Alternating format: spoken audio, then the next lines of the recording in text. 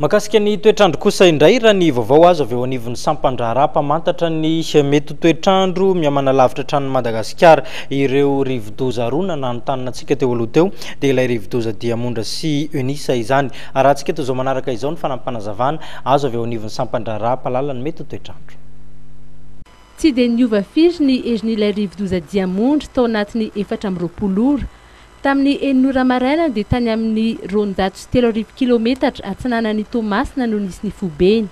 Manohy ny diany manalavitra ny morontsirak'i Madagasikara hatrany izy raha ny fanazavana avy amin'ny Sampandraharaha mpamantatra ny toetrandro. Manohy ny diany manalavitra ny morontsirak'i Madagasikara ihany koa ilay cyclone tropical Eunice.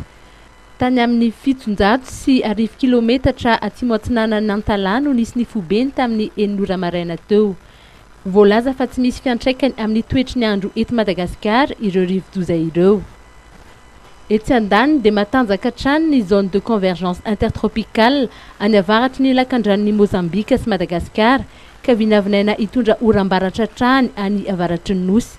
Mbola manakery ny filazana maitso voarain'ny faritra Diana, Sofia ary Boeny.